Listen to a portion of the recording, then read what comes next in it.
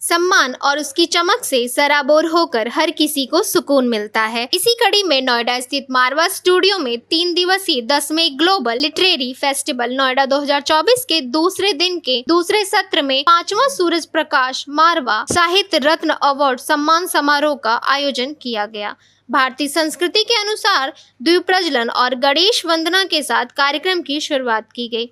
कार्यक्रम में देश विदेश से अतिथिगण ने अपनी उपस्थिति दर्ज कराई। Doctor Sandeep Marwah, festival president and chancellor AAFT university of media and arts ने सभी लोगों का शुक्रिया अदा किया और कहा, कला और संस्कृति के संवर्धन के उद्देश्य से उन्होंने अपने पिता सूरज प्रकाश मारवा की स्मृति में इस पुरस्कार की स्थापना की। मुझे बहुत खुशी है, लोगों को इस पुरस्कार से नवाजा जाएगा। वहां मौजूदा अतिथिगण ने भी साहित्य पर अपने विचारों का साझा किया। मैं चलिए 10वें ग्लोबल लिटरेरी फेस्टिवल के दूसरे दिन का ये बहुत ही महत्वपूर्ण कार्यक्रम था, जहां हमने सूरज प्रकाश मारवा साहित्य रत्न अवार्ड से 10 लोगों को सम्मानित किया है। ये 10 वो लोग हैं जिन्होंने बेहतरीन काम कर रखा है और उभरते हुए सितारे हैं ये लोग, और लगता है आने वाले दिनों में यही लोग 10 लोग जो हैं पूरे देश भर और दुनिया भर में छा जाएंगे, ऐसा हमारा मानना है। इसमें कुछ ऐसे भी लोग हैं जिन्होंने 20, 25, 30 किताबें लिख डाली हैं, लेकिन फिर भी शायद कहीं ना कहीं लोगों ने उन्हें भूला है, उन्हें पढ़ के भी भूल गए हैं कि उन्हें भी सम्मानित किया जाना चाहिए। ये सूरज प्रकाश मारवा साहित्य रत्न अवार्ड 6 साल पहले प्लान किया गया था और हमें उम्मीद नहीं थी कि ये अवार्ड इतना बड़ा हो जाएगा। आज 5 साल के बाद ही इस अवार्ड की क्षमता जो है वो देखने को मिली है। हॉल जो है वो चकाचक भरा हुआ था, तालियों की गूंज से सारा आसमान जो है वो एक नई महक पैदा कर रहा था और लोगों में उत्साह था, जोश था। और उससे भी ज्यादा अगर जोश मैंने देखा तो इन 10 बड़े राइटर्स के बीच में देखा, जिन्होंने एक एक आदमी ने सूरज प्रकाश मारवा साहित्य रत्न अवार्ड की जो तुलना है वो हकीकत में सूर्य देवता के साथ की, कि जैसे उन पर सूरज की रोशनी आज बिखरी है। मैं विभोर उठा हूं, बहुत खुश हूं आज के इस कार्यक्रम से। मुझे उम्मीद है कि आने वाले दिनों में ये अवार्ड इससे भी ज्यादा अपनी गरिमा पैदा करेगा। सौभाग्य है कि मैं राइटर्स एसोसिएशन ऑफ इंडिया का अध्यक्ष भी हूं, जिसमें 2000 से भी ज्यादा राइटर देश और विदेश से जुड़े हुए हैं। इसमें एक बोर्ड तैयार किया जाता है चर्चित राइटर्स का, जो अटल बिहारी वाजपेयी नेशनल अवार्ड से सम्मानित हुए हैं, या पद्मश्री या पद्म विभूषण से सम्मानित हुए हैं, या जो एक अच्छे मकाम को, लाइफ टाइम अचीवमेंट जैसे मकाम को हासिल कर चुके हैं। उनका एक बोर्ड बनाया जाता है और वो लोग अपनी पूरी सूझबूझ के साथ 10 नाम सजेस्ट करते हैं। तो इसमें कहीं कोई ऐसी पार्शियलिटी नहीं हो पाती। अगर कोई एक नाम सजेस्ट करता है तो बाकी 9 उस नाम के ऊपर तहकीकात करते हैं, उनके काम को देखते हैं, उनसे प्रोफाइल मंगाया जाता है, और जब वो देख लेते हैं कि ये वाकई एक उच्च कोटि के अवार्ड देने के लायक है, तब उन्हें आज के इस शुभ अवसर पर बुलाकर मान और सम्मान के साथ सूरज प्रकाश मारवा साहित्य रत्न अवार्ड दिया जाता है। It's a beautiful ceremony here today. I know it was the second day out of 3, and I was very fortunate and honored to have participated in it. We have a long history with Marwa Studios from the High Commission of Cyprus.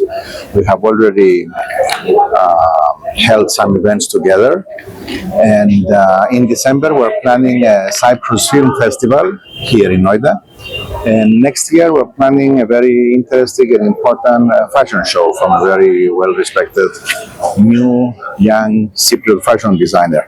So I look forward to coming back and enjoying the presence of all the students and the wonder that is Marwah studios. मेरा नाम इंद्रजीत शर्मा है, मैं New York में रहता हूँ। अंतर्राष्ट्रीय हिंदी समिति में मैं डायरेक्टर हूँ।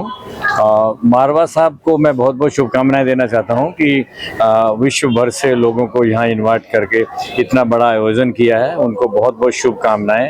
आज करीब 11 लोग यहां पुरस्कृत हुए हैं। उन्होंने अपने पिताजी की याद में पुरस्कार जो पिछले 7 सालों से वो कर रहे हैं वो दिया है और बहुत बड़ी बड़ी विभूतियाँ यहाँ आज सम्मानित हुई हैं। देखिए, आप मीडिया कर्मी हैं और मैं आपको एक बात बोलना चाहता हूँ, कोई भी संस्थान कुछ भी करे, कितना भी कुछ करे, यदि आप लोगों के माध्यम से वो बात दुनिया में नहीं जा रही है तो करने का भी इतना मतलब नहीं रहा। आजकल लोग अखबार भी नहीं पढ़ते, सोशल मीडिया पे ज्यादा रहते हैं। तो आप लोगों को धन्यवाद देता हूं कि आप इस बात का प्रसार कर रहे हैं, प्रचार कर रहे हैं। और रही बात इस कार्यक्रम से क्या रहा, ग्लोबल फेस्ट मनाने के लिए बहुत कुछ करना पड़ता है और मैं डॉक्टर संदीप मारवा जी को इसलिए धन्यवाद देता हूं कि उनके अंदर एक क्वालिटी है, वो सब कुछ जोड़ सकते हैं। मैं खुद ये मेरे ख्याल से 15वां है ना, ये 10वां, सॉरी, मैं कोई भी ईयर का नहीं छोड़ा है मैंने। और वो इतना प्यार है उनका कि वो बुलाते हैं और हमें आना पड़ता है, जबकि हमारे अपने काम है, अपने साहित्य में हम भी काम कर रहे हैं। पर आपने पूछा कि इससे क्या मैसेज गया, मैसेज ये गया कि इस संस्थान को मैंने यहाँ से देखा है और आज मैं इस पे देखता हूँ। और आप उनके, हो सकता है आप अभी स्टूडेंट हो और 1 साल 2 साल 4 साल लगाए हो, पर मैं आपको बता रहा हूँ कि मेरा थोड़ा सा संबंध राजनीति से भी है। 70% जो लोग अभी मीडिया में काम कर रहे हैं उनका कुछ ना कुछ कनेक्शन यहाँ से है, चाहे रेडियो, चाहे कह लीजिए आपका ये वीडियो। और ये अच्छी बात है कि यहाँ से वो लोग आ रहे हैं जो आने वाला भविष्य है। मैं आपको भी बधाई देता हूं और मारवा स्टूडियो को बधाई देता हूं कि उन्होंने साहित्य, संगीत और कला और कल्चर को जिंदा रखने के लिए इस संस्थान का प्रयोग किया। देखिए, सबसे पहले तो बताना चाहूँगा कि मैं इस कार्यक्रम से शुरू से जुड़ा हुआ हूँ और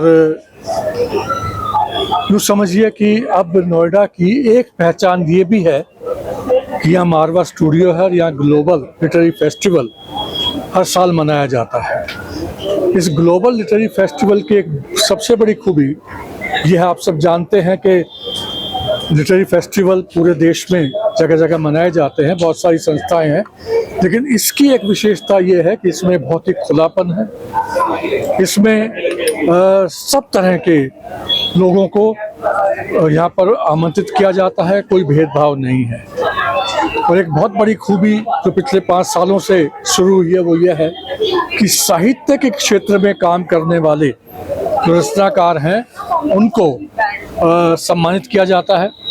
सूर्य प्रकाश रत्न साहित्य अवार्ड जो है उसके माध्यम से, ये बहुत बड़ी बात है, बहुत बड़ी प्रेरणा है। मैं समझता हूँ साहित्य के लिए है। मैं हमेशा कहता हूँ कि आज अगर कहीं मनुष्यता बची है तो वो साहित्य में बची है। साहित्य एक वो चीज़ होती है जो जोड़ के रखता है, जो पूरी पृथ्वी के लिए होता है, पूरी मनुष्यता के लिए होता है। देखिए, बाकी सारे जो ज्ञान हैं वो कहने को मनुष्यता के लिए हैं, लेकिन बहुत बार वो पूरी मनुष्यता को काटते हैं, डिवाइड करते हैं। लेकिन साहित्य ऐसा है जो हर उसके लिए पाकिस्तान हो, ईरान हो, चीन हो, इजराइल हो, कोई भी हो, अमेरिका हो, सब पृथ्वी है और जहाँ भी मनुष्य रह रहा है वो उसके लिए है। In this exposition with the Dr. Marwal and Sandeep, thank you so much for this invitation. It is one divine opportunity. I want to repeat, I want to come back here. Thank you so much.